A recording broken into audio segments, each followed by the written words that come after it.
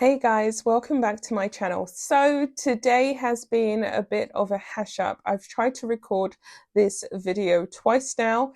Hopefully third time lucky, that's what they say. Welcome back to the channel. So Markle is giving demented vibes. She's giving demented vibes. She's just done a full-blown interview that she's actually paid to make this appearance for with Fortune Most Powerful Women's Summit. So this literally just flew across my lap, and I thought at first when I saw it, I thought it was old footage, but it's actually Markle right now promoting her November Christmas special, I believe it is, for her Netflix. She's talking about the way in which she doesn't have access to social media the way in which everybody else does. She can't enjoy it and she can't promote her brand on it the way she would like to. What I find ironic about her is that every time she's showing up, she's always talking about limitations or restrictions that have been placed on her in the past, and she's never really in the present.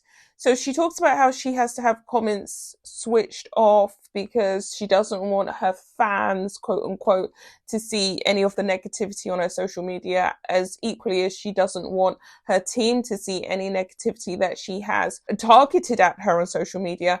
She always acts like she's the perpetual victim, and she never really addresses the core elephant in the room, which is, why is there so much negativity directed at her? Why does she have so many naysayers, which she kind of talks about in this interview?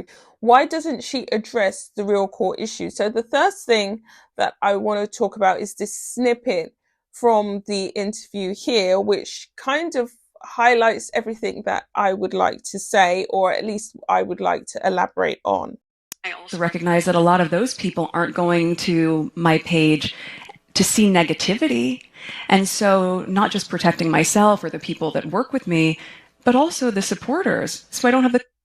It's not self-protection, Markle. You're basically creating a fake world, a fake reality, which makes you devoid of actually really having the genuine skills to be a real business founder or a real person who's doing any market research. How can you do market research when you're literally just talking to an illusionary small group that doesn't exist? I mean, the Sussex Squad, there's not that many of them, and they are dropping like flies. I also find it interesting the way in which she's now constantly showing up as a new person.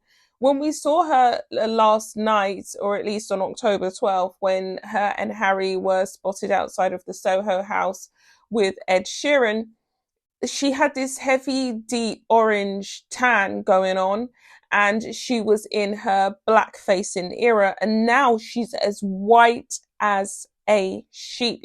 I can see even her knees, they're white. Everything is white compared to what we've been seeing.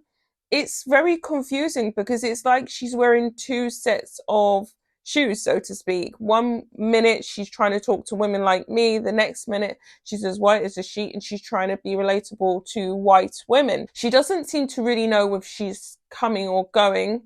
And of course, now she's created this vacuous void of Instagram because, you know, if you're on Instagram and you go on Meghan Markle's social media, she's the only celebrity. She's the only celebrity across social media that doesn't have her comment section switched on. And at that point, I mean, there's a lot of celebrities like Keira Knightley who do not use social media, and there's quite a few other notable names. I think that, I'm not sure if Meryl Streep is on social media or not, but there's quite a few notable actresses who just simply have opted out of social media because they enjoy their privacy. And at this point, it's in the same stratosphere. I don't see the point of being on social media if you don't want to have true feedback, because your critics are actually those who can help you the most. But of course, Meghan doesn't take any advice. What I really have noticed though is her stylization has changed. So she was trying to do this Cali free girl, you know, windswept hair, you know, I just got off the beach, blah, blah, blah, blah, blah.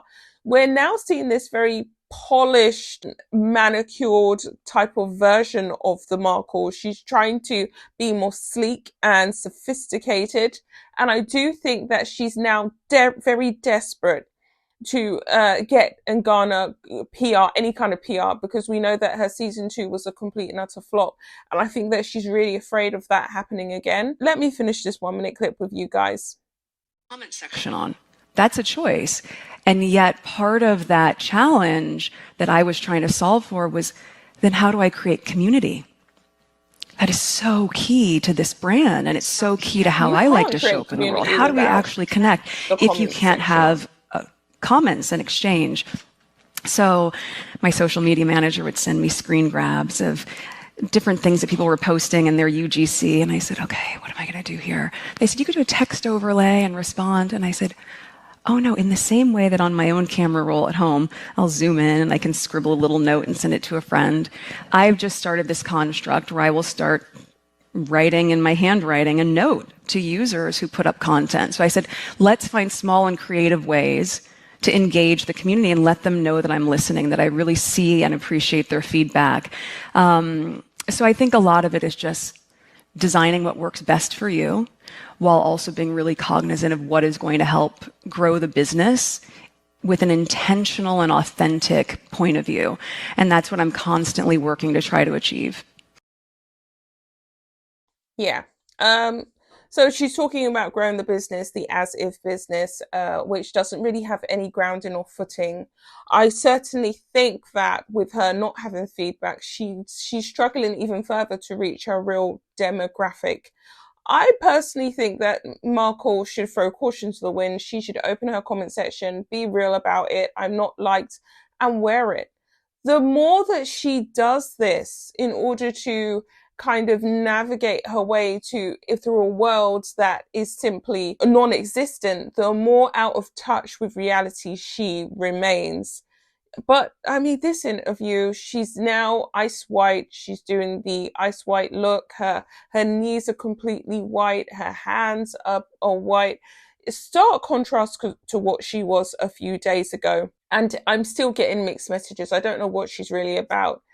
In other news, Harry has been looking very miserable and down in the dumps as of late. And I just think that the guy doesn't really know what direction they're going to go into.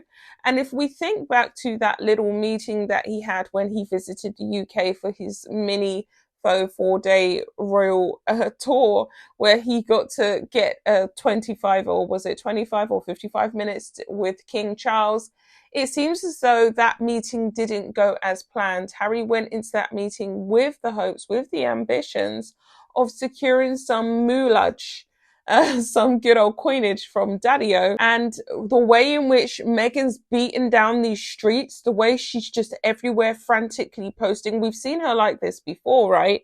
Especially when they initially left the royal firm.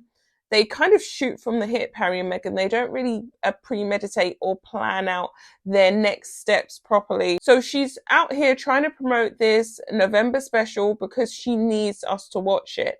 And if we don't watch it and it ends up the way in which season 2 ended up, I'm galvanizing from all of these PR stunts, the way she's really posting on social media. She's, everywhere. Her looks changing, her clothes are changing. She's going here, she's going there. She's talking about this. She's talking about her brand.